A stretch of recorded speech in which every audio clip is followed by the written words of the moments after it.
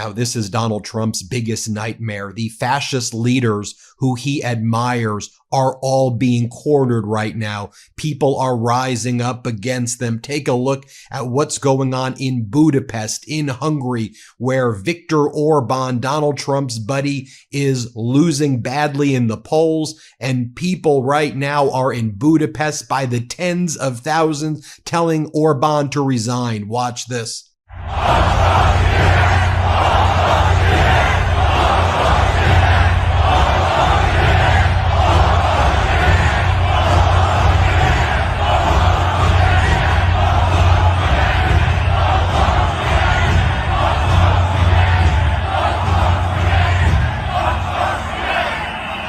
And here is Orban's rival, the main opposition leader, who is going to bring down Orban. Watch this.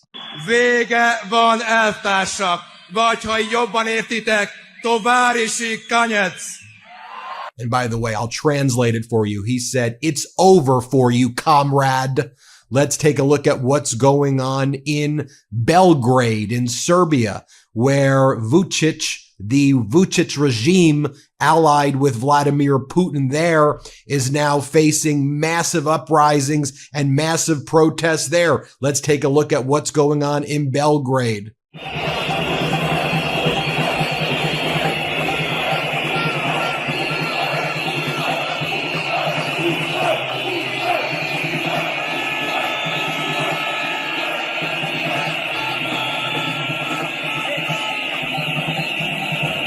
Now, they say tens of thousands. It looks like hundreds of thousands of people to me. And I think this is foreshadowing what I've said is going to happen, which I call it the summer of democracy here in the United States. Donald Trump's looking at this and he's like, am I next?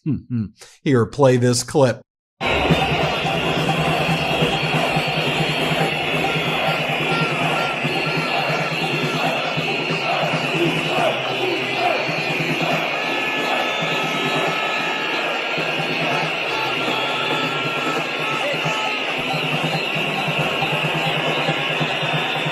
Now, while Donald Trump's fascist allies, or the axis of evil he's trying to have America join with, as they are being cornered and facing uprisings by their people, America's former allies, who should be our allies, the Canadian leaders, the European leaders, are uniting, and they are getting stronger than ever over this past weekend.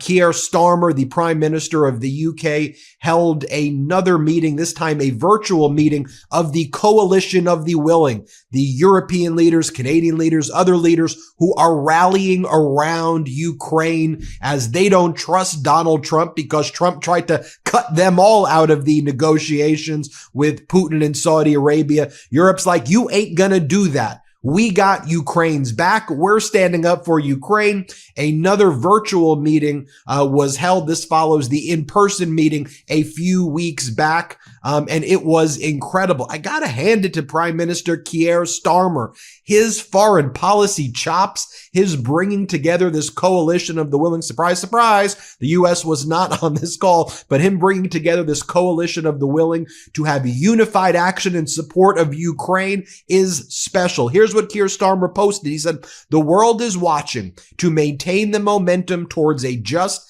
and lasting peace, we must keep strengthening our support to Ukraine and increasing the pressure on Putin." This is actual four-dimensional negotiations right here. Watch Prime Minister Keir Starmer play this clip. Good morning, colleagues. Can I just start by thanking you all for making time for this important meeting this morning? We've got a lot to discuss because since we last met in person in London just under 2 weeks ago, a lot has happened, particularly in the last week. So it's very important we catch up to move forward. I think what this week has shown, particularly the developments and progress on Tuesday, is that President Zelensky, who's with us this morning, has shown once again that Ukraine is the party of peace, because he has agreed to and committed to a 30-day unconditional ceasefire. Now what we see, and this is centrepiece for our discussions today, is that Putin is the one trying to delay. And in a sense, and you all know this, if Putin is serious about peace, it's very simple.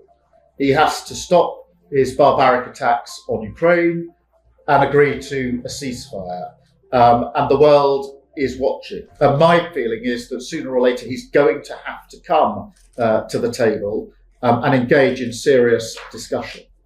But, and this is a big but for us this morning in our meeting, we can't sit back and simply wait for that to happen. We have to keep pushing ahead, pushing forward, and preparing for peace, and a peace that will be secure and that will last. And I think that means strengthening Ukraine so they can defend themselves, and strengthening, obviously, in terms of military capability, in terms of funding, in terms of the provision of further support from all of us to Ukraine. Secondly, being prepared to defend any deal ourselves through a coalition of the willing. We've begun that process, and this morning we can take it forward. And then thirdly, and really importantly, given the developments of the last few days, to keep the pressure on Putin to come to the table. And I think collectively, we've got a number of ways that we can do that. And so it's those three heads really that we're going to focus on in this meeting: strengthening Ukraine, being prepared to defend any deal ourselves through a coalition of the willing, and keeping that pressure on Russia at this crucial time. It should also be noted as well, as Donald Trump has attacked world leaders across the world, they don't want to do business with the United States. It ain't just consumers boycotting all things America. It is also world leaders who are saying, why would we buy military equipment from Trump if we're going to be treated like this? So Emmanuel Macron, the president of France, he's telling people, look, for those who buy Patriot systems should be offered the new generation Franco-Italian version. Those who buy F-35 should be offered the French planes, and saying, buy French. Buy the French equipment. We ain't going to turn our back. We ain't going to bring you here and try to mock you the way Donald Trump tries to do with world leaders. This was also what Prime Minister Keir Starmer had to say at the press conference that he held following the virtual meeting. Let's play this clip. Yet behind a just and lasting peace in Ukraine. Now, a huge amount has happened since I brought leaders together at Lancaster House here in London. That was just 2 weeks ago. President Zelensky has shown once again, and beyond any doubt, that Ukraine is the party of peace. Volodymyr has committed to a 30-day unconditional ceasefire. But Putin is trying to delay, saying there must be a painstaking study before a ceasefire can take place. Well, the world needs action, not a study, not empty words and conditions. So my message is very clear.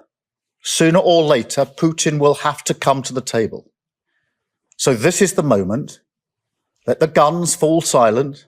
Let the barbaric attacks on Ukraine once and for all stop, and agree to a ceasefire now. And let's be clear why this is so important. Russia's appetite for conflict and chaos undermines our security back here at home in the United Kingdom. It drives up the cost of living. It drives up energy costs. So this matters deeply to the United Kingdom. That is why now is the time to engage in discussion on a mechanism to manage and monitor a full ceasefire and agree to serious negotiations towards not just a pause, but a lasting peace, backed by strong security arrangements through our coalition of the willing. And we won't sit back and wait for Putin to act. Instead, we will keep pushing forward. So the group I convened today is more important than ever. It brings together partners from across Europe, as well as Canada, Australia, and New Zealand, with backing from others too, including Japan.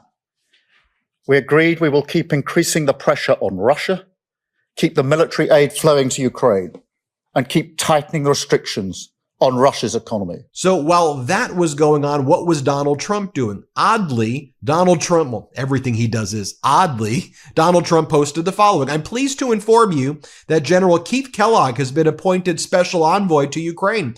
General Kellogg, a highly respected military expert, will deal directly with President Zelensky and Ukrainian leadership. He knows them well, and they have a very good working relationship together. Congratulations to General Kellogg, huh? The last time I checked, General Kellogg was appointed back in November of 2024. Do y'all remember that? I mean, is Donald Trump either just completely losing it? Does he have absolutely no clue at all what's going on? I think it's worth discussing. One of the things I want to mention as well, though, while we're on this topic is how I do this research, especially on issues as it relates to international affairs. So I use something called Ground News. It's my research tool. And one of the features that I use is called blind spot. For me, before I used Ground News, a blind spot that I had was discussing international affairs. I had to get my international affairs chops up over the past 18 months. So I use Ground News. I use their blind spot feature, and they talk about what's the left talking about? What's the center talking about? What's the people on the right talking about? Are there international affairs issues that people are talking about that we need to be focused on? So what you should do is go to ground.news/MTN. It's ground.news/MTN, or scan this QR code. Get 40% off Ground News's top tier Vantage plan, which will get you everything that you need, the unlimited access. Ground News is subscriber funded, so they don't rely on ads. That could also potentially introduce bias. I get asked a lot, what do I use to research? I use their blind spot feature. I use all their stuff. So go to ground.news/MTN and check it out. By the way, how strange is it that Trump's talking about Keith Kellogg like that? Now, one of the things I want to share with you as well is what is Putin doing while all of this is taking place, right? So Putin is kind of cornered as well. He sees these massive protests that are taking place in Belgrade, in Budapest. By the way, also, I can't forget about it, in the country of Georgia against the Putin-backed regime there. And Putin says, wait a minute, we were trying to cut out Europe, and now Europe has, united in a way with these negotiations with Trump. So Putin is like, whoa, you've got President Zelensky's now agreeing to the ceasefire. He called Putin's bluff. So Putin's trying to delay right now, and he's trying to play Donald Trump like a fiddle. So Putin called Donald Trump last week and lied and claimed that the Russian forces had totally encircled the Ukrainian troops in the Kursk region, and that Donald Trump was needed to save the Ukrainian troops, and that if Trump saved the Ukrainian troops and Ukraine agreed to never, arm themselves ever again and all of these other preconditions, then Russia and US can basically have an alliance and they can figure this all out. And then Zelensky's like, okay, that's all false. That's literally Putin propaganda that he's spewing to his people in Russia to try to convince them that things are going good for Russia. They're like, that's not what's happening actually on the ground. So Putin's new line, now that Europe's called his bluff, Zelensky said, I'll do a peaceful ceasefire. Zelensky's called his bluff. You see how the negotiating power here changed, where it was Russia and US and Saudi Arabia, and now it's Europe, Ukraine, and they're insinuating themselves as the leader, showing actual strength in negotiation. It's brilliant. So what Putin's saying is, well, we will agree to a ceasefire, but we have to eliminate the root causes of all of this. Let me show you what Putin said. We did it. We ran it through AI so we can translate it for you in English. But when he's talking about the root causes, what he means, that's code for basically the elimination of Ukraine and making Ukraine Russia. So here you have Putin, basically, his bluff's been called, and he's like, well, we'll agree to a ceasefire if the root causes are dealt with, meaning no Ukraine, and that they can never have a military. So listen to this, play this clip. We agree with the proposals to cease hostilities. However, we believe that The cessation should lead to long-term peace and eliminate the initial causes of this crisis. I think for the Ukrainian side, it would be very good to achieve a truce for at least 30 days. And we are for it. But there are nuances. So how will these 30 days be used to ensure that in Ukraine, the forced remobilization, so that weapons are delivered there, so that the newly mobilized units undergo training, or none of this will be done. And then the question arises, how will issues of control and verification be resolved? And how will we be guaranteed that nothing like this will happen? Therefore, the idea itself is correct, and we certainly support it. But there are questions we must well discuss. That's why Zelensky in Europe is saying, look, no, we need to negotiate with strength. Here's what Zelensky posted. American journalist questions in Kyiv after the meeting of the leaders. I mentioned that many partners acknowledge Ukraine's significant diplomatic progress in Saudi Arabia. Now it will be difficult for Russia to wriggle out. If Russia agrees to a ceasefire, it must demonstrate its willingness to end the war, or it will show that it wants to continue. This is what everyone is waiting for. I want to thank Trump and the American delegation. He has to say that. This process must continue. Everyone agrees with Ukraine's position, and this position has now become shared. If we talk about a ceasefire and Ukraine takes this step, it should be an unconditional ceasefire for 30 days as proposed by the American side. We support this to prepare a plan for a sustainable and just peace. The truth is now clear. Russia must show its intentions for peace, and that is where the pressure must be applied. If Russia does not want peace, strong measures must be taken to push them toward it. If the Russians do not agree, it means they are not disagreeing with our proposal, but specifically with Trump's proposal. You see how Zelensky did there? It's brilliant.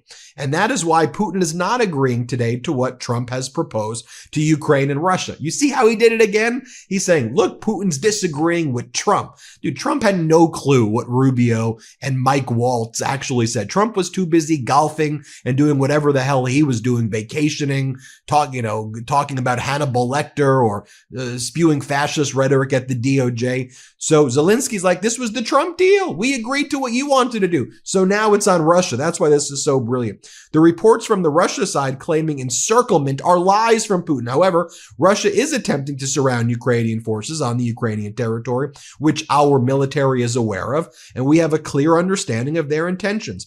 Partners raised the issue of a plan. We need to put security guarantees on paper.